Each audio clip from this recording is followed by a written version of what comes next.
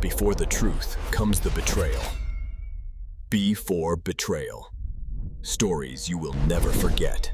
The laughter hit me before the words did. It was sharp, echoing across the glass walls of the new branch office, rolling over the chatter and champagne clinks. Then came the punchline, delivered by my wife's boss. His voice booming through the speakers like a cruel joke played by fate itself. "Not everyone here knows what we do behind closed doors, right, Sarah?" The room erupted again. My wife laughed too. Too quickly, too loudly.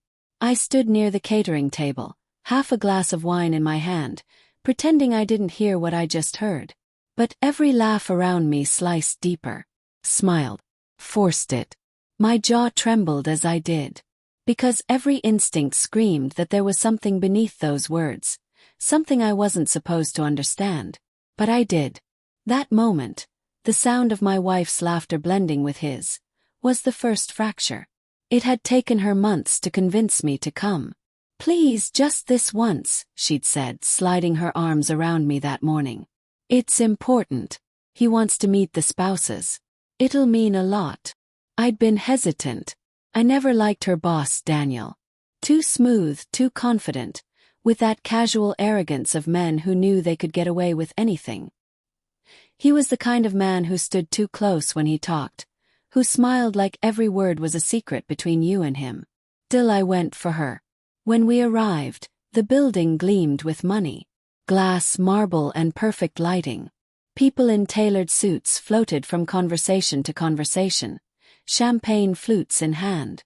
Sarah moved through them effortlessly, her hand resting on Daniel's arm more than once as she introduced me. "This is my husband, Mark," she'd said, smiling brightly. "He's an engineer." Daniel had grinned. "Ah yes, the man who keeps the real machinery running at home." Sounded playful. Everyone laughed. But something about his tone, it wasn't a joke. It was ownership. Hours passed. The speeches began. I sat in the front row, watching Daniel take the stage. His confidence spilling like fine wine. He thanked the team, the investors, the brilliant people who made the expansion possible. Then his gaze found Sarah in the crowd. "And of course," he said, pausing for effect, "I couldn't have done it without my right hand. The woman who keeps me sane when things get messy." The audience clapped, cheering for her. Sarah smiled, embarrassed or pretending to be. I clapped too, but my palms were cold. Later, when the lights dimmed and the music took over, I tried to shake it off. Maybe I was being paranoid.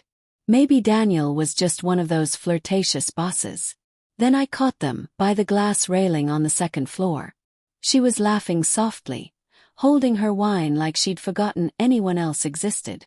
Daniel leaned in close, whispering something near her ear. His hand brushed her arm, lingering just long enough to burn the image into my mind. Sarah noticed me. She froze, pulling back slightly. Her smile faltered. "Mark," she said, walking toward me. "Hey, I was just thanking him for the event." I nodded, forcing another smile.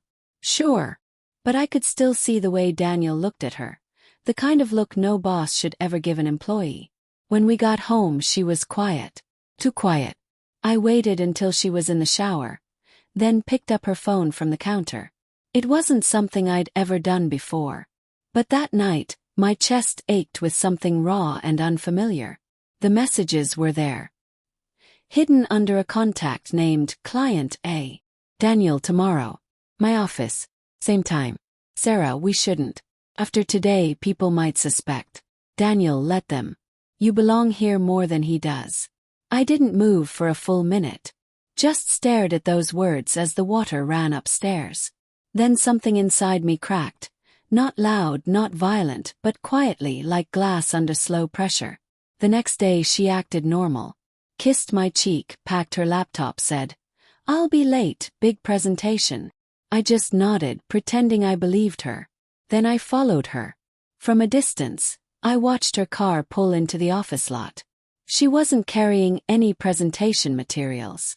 Just her purse. She entered through a side door. Daniel was already there, waiting. Through the tinted glass, I saw her hand reach for his. My throat tightened. Every memory we'd built, our first date, the vows, the laughter, all of it began to blur into static. My chest felt hollow, my pulse mechanical. I could have stormed in. I could have shouted, broken something, made a scene. Instead, I waited. Let the truth settle in until it stopped hurting. That evening when she came home, I was calm. "How was the presentation?" I asked. She smiled. "Good. Long day though." I looked at her, really looked at her. The faint scent of cologne.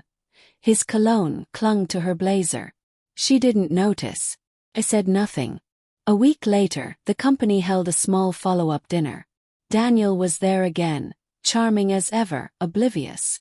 At the table, between laughter and toasts, he leaned over and joked, "Mark, if you ever want some office tips, ask your wife. She's got me wrapped around her finger." Everyone laughed. I did too. Loudly this time. Because by then, I had already sent the anonymous email. The one with screenshots of their messages. The one CC'd to HR, to the board, and to Daniel's wife. When the fallout began, I didn't gloat. I didn't even watch. Sarah came home 2 nights later, eyes swollen, voice trembling. "They fired him." "Me." "Mark, I didn't mean." I stopped her. "You did mean it. You just didn't think I'd find out." Her knees buckled as she cried, begging, apologizing. But I wasn't angry anymore. I was empty. Just a man who had seen the truth too clearly. Now, when I think back to that party, the laughter, the glass walls, the cruel joke that started it all, I realized Daniel wasn't mocking me out of arrogance. He was mocking me because he thought I'd never know. But I did. And that knowledge, silent and devastating, became the only thing I took away from that glittering night. The night I stopped being her husband, and started being the man who finally saw.